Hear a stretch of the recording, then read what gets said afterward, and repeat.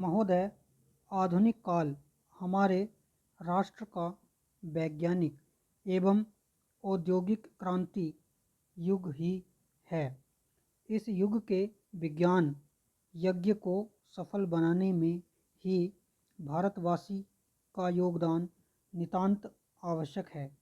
इस विज्ञान क्रांति की गति इतनी धीमी क्यों?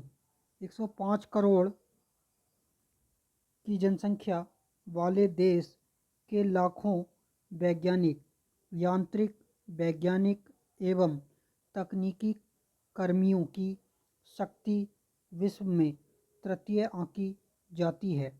पर खेद है कि नोबेल पुरस्कार एवं अन्य वैज्ञानिक एवं तकनीकी शोध पत्रों व तकनीकी अथवा वैज्ञानिक आविष्कारों की संख्या इतनी नगण्य क्यों? उत्तर स्पष्ट है कि विज्ञान हमारे जन चेतना में सांस्कृतिक चेतना न बन पाया। इसका एक यह भी कारण है कि विज्ञान का कार्य शिक्षा व प्रशिक्षण राष्ट्रभाषा अथवा प्रांतीय भाषा में न होकर अंग्रेजी भाषा में होगा। अतः इन विशेषज्ञों का लाभ अंग्रेजी प्रधान देश उठाते हैं। प्रयोगात्मक कार्यों की असमर्थता के कारण हमारे यहाँ के वैज्ञानिक व अनुसंधानकर्ताओं के सैद्धांतिक अनुसंधान कार्यों को विदेशी कार्यान्वित कर लाभ उठाने में सक्षम हो जाते हैं। हिंदी के माध्यम से कार्य होने पर सीधा लाभ हम उठा पाते। जर्मनी, चीन, जापान, रूस, फ्रांस और अपनी निजी भाषा का विशेष लाभ मिला व लगातार उसका वह लाभ उठा रहे हैं। वैज्ञानिक विकास औद्योगिक विकास की मूल सीढ़ी है। विज्ञान की आधुनिकतम उपलब्धियों का लाभ उच्च तकनीकी अनुसंधान एवं विकास के माध्यम से ही संभव हो सकता है।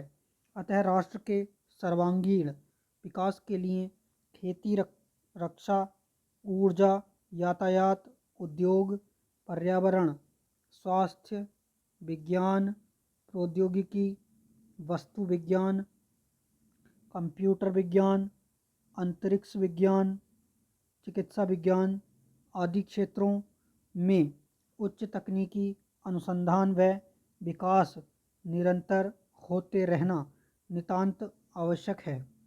इस दुर्गम कार्य के लिए हर नर नारी, चाहे वह युवा हो या प्रौढ़, कृषक हो या रक्षा सैनिक, जब एकजुट होकर भाग लेंगे तभी यह सर्वोच्च संकल्प पूर्ण हो सकेगा। अतः आवश्यक है कि इस हेतु एक ही संपर्क भाषा का माध्यम अपनाएं, अन्यथा एक समृद्धशाली व शक्ति संपन्न देश का सपना साकार न हो सकेगा और उच्च शिक्षा प्राप्त BE, एक एवं PhD की उपाधियों से अलंकृत उच्च पदाधिकारी वर्ग ही इस विज्ञान की धरोहर को अपने मानसिक विलास का साधन बनाए बैठे रहने के अतिरिक्त कुछ भी न कर सकेंगे। वैज्ञानिक शोधकर्ता या आविष्कारक एक स्वप्नदृष्टा होता है, पर उसका स्वप्न साकार तो सहयोगी व शिक्षित कर्मियों के योगदान से ही संभव हो पाता है। बुद्धि विकास के अवसर किन्हीं कारणों से न मिल पाने के कारण ये कर्मी अपनी प्रतिभा का विकास हाथ के कार्यों में दक्षता से करते हैं। अतः इस हेतु यह आवश्यक है कि वैज्ञानिक व तकनीकी कर्मियों के बीच संपर्क भाषा हिंदी अथवा प्रांतीय भाषा ही हो। हिंदी हो तो राष्ट्रीयता को बल मिलेगा व कर्मी वर्ग के लोग राष्ट्रीय स्तर के पद प्राप्त कर सकते हैं। डॉक्टर का सहायक कंपाउंडर कुछ वर्षों में डॉक्टर की प्रैक्टिस करने का लाइसेंस प्राप्त कर लेता है। वकील का सहायक वकील बन जाता है, पर वैज्ञानिक का सहायक वैज्ञानिक नहीं बन पाता। कारण संपर्क भाषा, शिक्षण व शिक्षा माध्यम का हिंदी न हो पाना है। महोदय, उच्च तकनीकी अनुसंधान विकास में बहुमूल्य संयंत्रों की आवश्यकता होती है और इन संयंत्रों का रखरखाव कार्य मुख्यतः तकनीकी कर्मी के सहयोग से होता है। वैज्ञानिक न तो इस कार्य को करने में रुचि ही रखता है, व इस कार्य को करना उसे अपमानजनक लगता है। यदि कोई वैज्ञानिक किन्हीं कारणों से ऐसा कार्य करने की क्षमता प्राप्त कर लेता है तो उसे शिक्षित टेक्नीशियन की संज्ञा दी जाती है। संयंत्रों के खराब हो जाने पर कम शिक्षित व प्रशिक्षित कर्मी उसे ठीक नहीं कर पाता।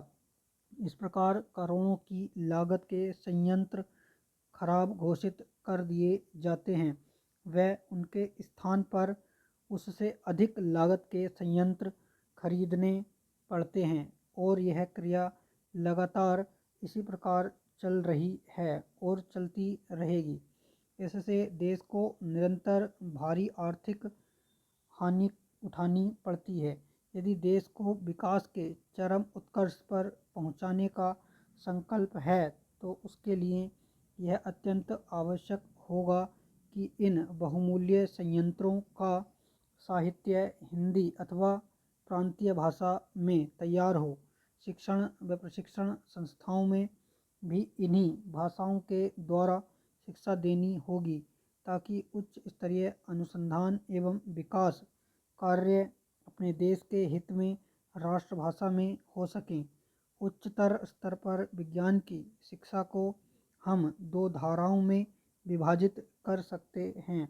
एक धारा में विशुद्ध विज्ञानों को ले सकते हैं यानी बेसिक साइंसेज को, जिसमें भौतिक, रासायनिकी, भूविज्ञान, गणित, जीव विज्ञान आदि आते हैं, और दूसरी धारा में व्यावसायिक विषयों को ले सकते हैं जिनमें चिकित्सा, इंजीनियरिंग, कृषि, पशु चिकित्सा आदि आते हैं। इन दोनों ही धाराओं को हम और आगे दो स्तरों में उप विभाजित करते हैं। एक तो स्नातक स्तर अर्थात ग्रेजुएशन और दूसरा स्नातकोत्तर स्तर अर्थात पोस्ट ग्रेजुएशन। व्यावसायिक विषयों के अध्यापन में यदि कुछ थोड़ा बहुत हिंदी माध्यम का उपयोग हो रहा है तो वह केवल कृषि एवं पशु चिकित्सा के ही क्षेत्र में है, और वह भी संभवतः उस शब्दावली तक सीमित है जिसका प्रयोग कृषक अथवा पशुपालक वर्ग तक सामान्य जानकारी पहुंचाने में किया जाता है। चिकित्सा एवं इंजीनियरिंग के क्षेत्र में स्नातक स्तर पर भी हिंदी माध्यम से शायद ही कहीं पढ़ाया जाता हो और स्नातकोत्तर स्तर पर तो कतई है ही नहीं। विशुद्ध विज्ञानों का शिक्षण विश्वविद्यालयों के अपने निजी विभागों में होता है या उनके अंतर्गत अलग अलग कॉलेजों में, या इन विभागों और कॉलेजों में हिंदी माध्यम से विज्ञान की शिक्षा दी जा रही है? उत्तर है स्नातकोत्तर स्तर पर कतई नहीं और स्नातक स्तर पर शायद कहीं इक्का दुक्का कॉलेजों में, और वह भी एक ऐसे मिले जुले रूप में जिसे हम हिंदी अंग्रेजी की खिचड़ी कहेंगे। इसका प्रमाण है वे उत्तर पुस्तिकाएं जिनका मूल्यांकन करने का मुझे अनेक बार अवसर मिला है। यह ठीक है कि मेरा यह अनुभव जीव विज्ञान में है, पर संभवतः अन्य विषयों में स्थिति उससे भी ज़्यादा ही निराशाजनक होगी। कुल मिलाकर शिक्षा दोषपूर्ण है।